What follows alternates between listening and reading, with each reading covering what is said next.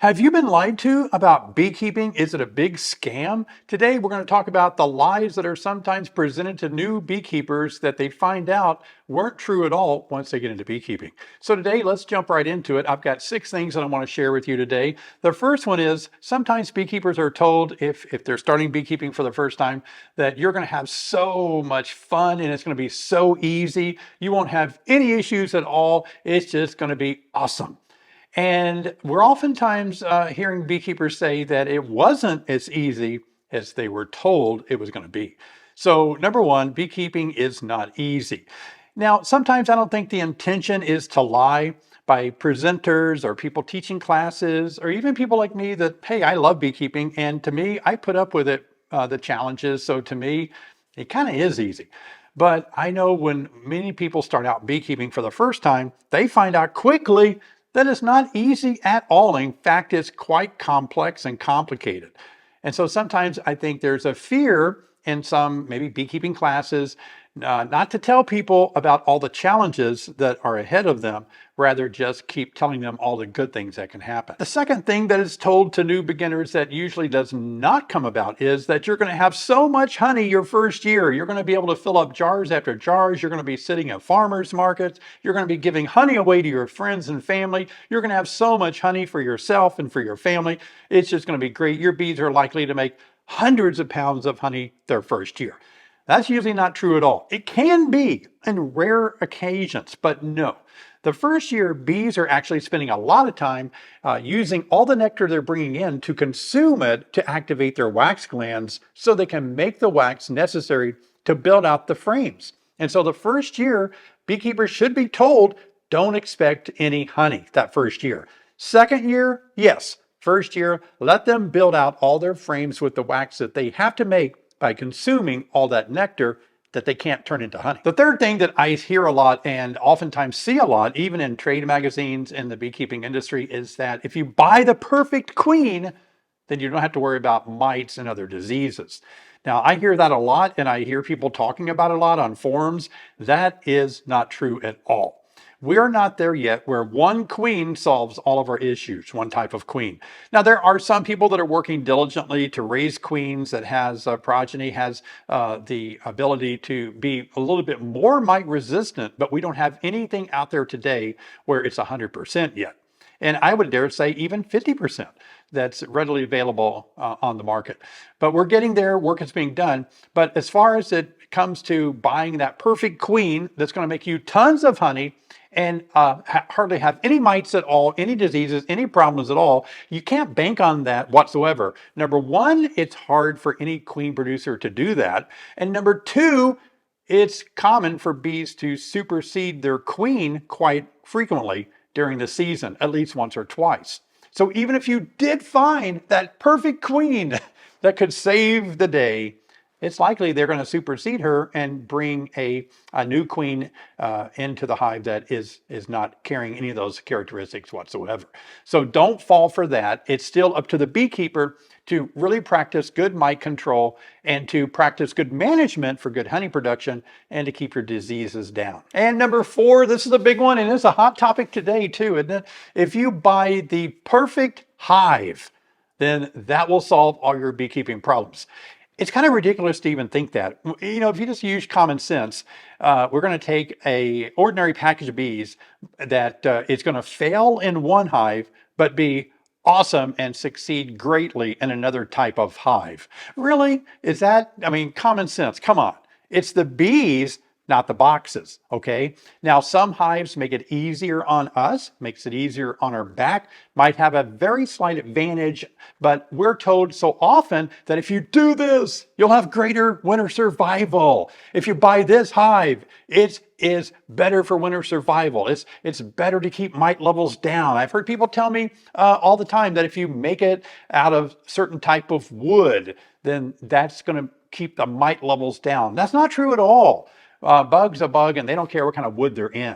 So don't fall for all the kind of the hoopla about a hive actually saving your bees, a particular type of hive. No, it still comes down to you actually practicing good management skills, knowing bee biology to actually keep healthier bees. Now, again, some of these hives maybe have a bigger R value for winter. They maybe have a better ability to stay cooler. I don't know. Some of these things do help a little bit, but let's face it, a very strong colony, they don't care where they're at. They can be in a block of an abandoned engine in the dead of winter and get along just fine. So don't fall for the idea that a beehive, a particular type of hive, is going to save your bees where you don't have to do as much. That's not true at all. How about this one? Have you ever been told this one? If you buy this queen, then your bees will be very gentle.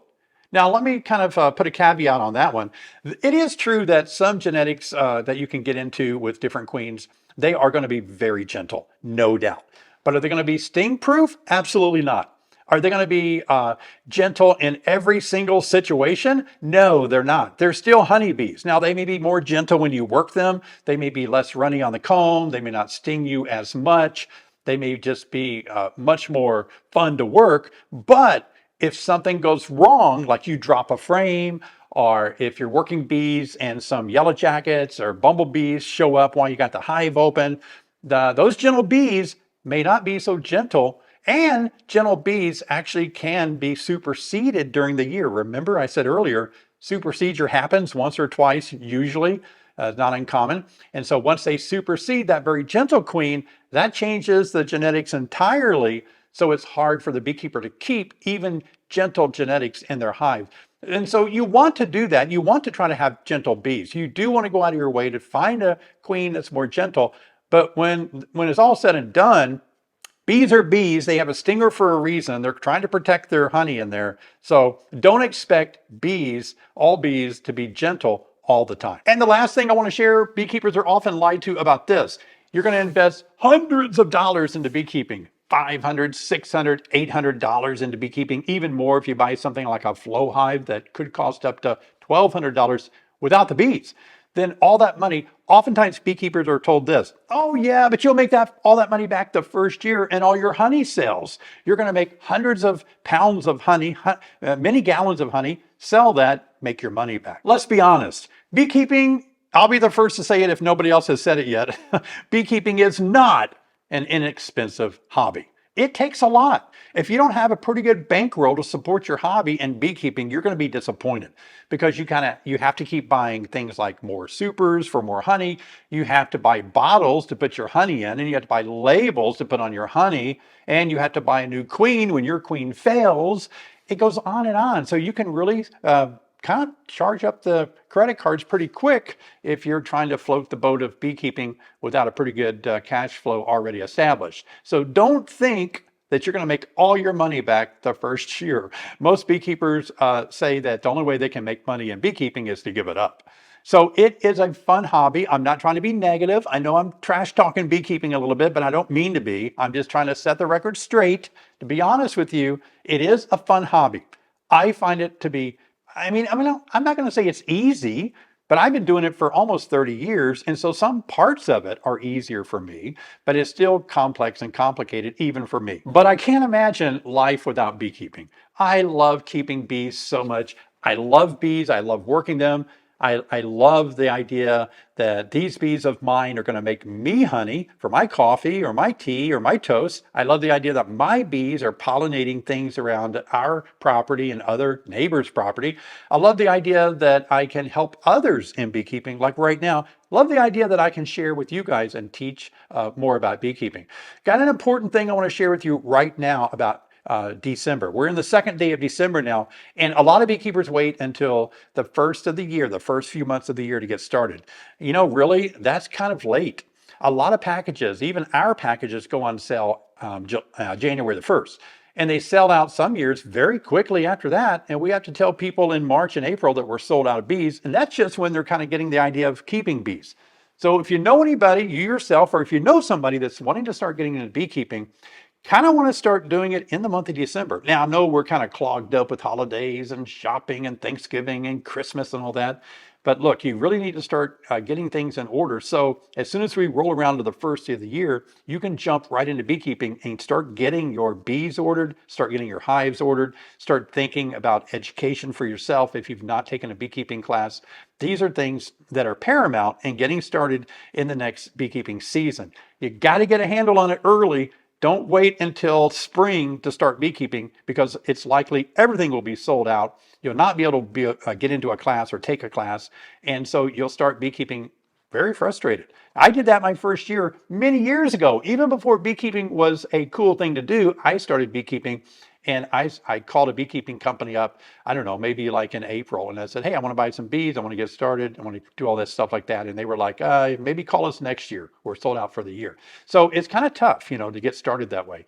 So I wound up getting started in beekeeping by taking bees out of an abandoned tree that had fallen over in a storm. I would not advise that to anybody just starting out. If you're an established beekeeper, okay, that's fun to do. But if you're not experienced, that's painful. I'll be honest with you. I don't want to lie to you. If you try to take bees out of a building or a tree when you're first getting started, you're not going to like beekeeping because you're going to find out bees don't like being taken away from their home. So these are good tips. I hope that these will be beneficial for all of you just starting out in beekeeping. Hey, if you want to see more about starting beekeeping in the spring, I made a video just for you, how to start beekeeping. I'll see you guys over there.